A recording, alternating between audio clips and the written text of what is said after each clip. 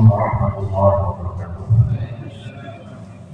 Innal hamdalillah nahmaduhu wa nasta'inuhu wa nastaghfiruhu wa na'udzu billahi min shururi anfusina wa min sayyiati a'malina.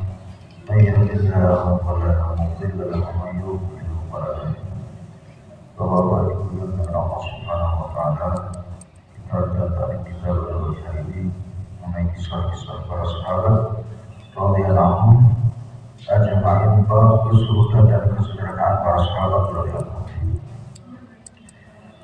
Kisah pertanyaan bagi Nabi SAW kepada para sahabat radhiyallahu anhum tentang dua macam orang.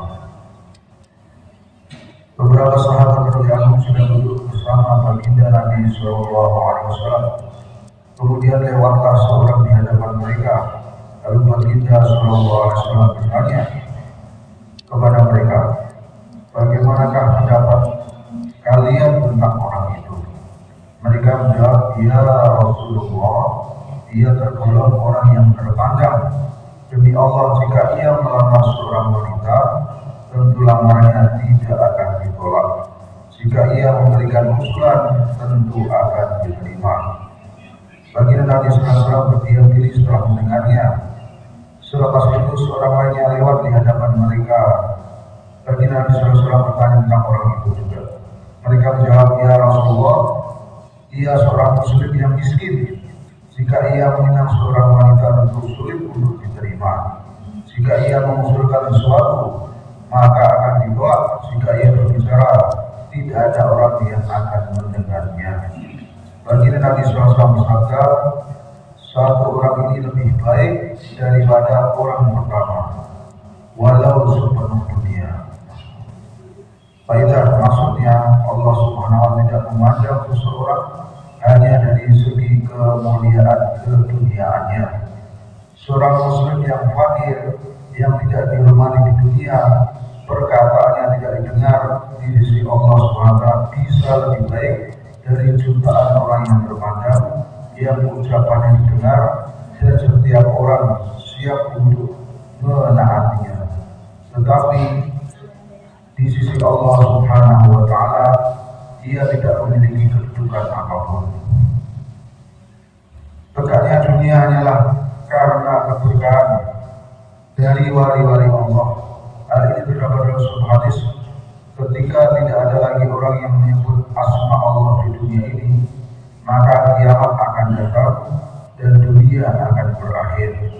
Dengan keberkahan menyebut asma Allah, Allah Subhanahu wa taala menyebut asma Allah Subhanahu wa taala, dunia ini masih dapat berjalan dengan teratur. Kisah berikutnya kisah derasnya kefakiran yang menimpa orang yang mencintai baginda Nabi SAW. Seorang sahabat yang menemui baginda Nabi SAW dan berkata, ya Rasulullah, aku mencintaimu. Baginda Nabi SAW menjawab, pikirkanlah dulu ucapan itu.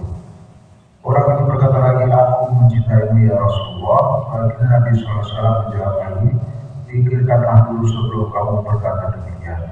Setelah 3 kali orang itu berkata demikian, baginda Nabi SAW bersabda, baiklah, jika ucapanmu benar, maka bersiap-siaplah menghadapi kefakiran yang akan menimpa.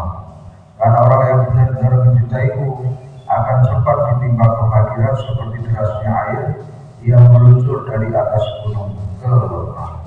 Faidah, inilah penyebab sebagian besar sahabat radhiyallahu anhu berada dalam kemiskinan dan kefakiran. Para pembesar muhaddisin, ahli tasawuf dan fuqaha, keadaannya juga tidak jauh berbeda.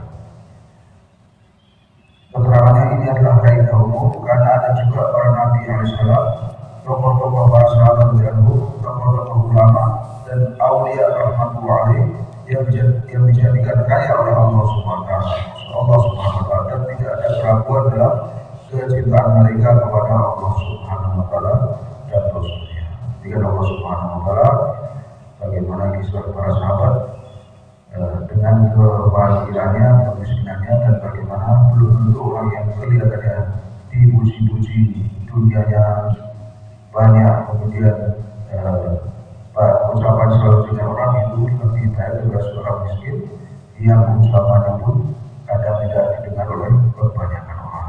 Semoga Allah SWT memberikan taufik kepada kita untuk selalu menghormati siapapun, walaupun kelihatan secara zahir tidak menarik perhatian, bahkan mungkin di bawah secara keduniaan di bawah kita.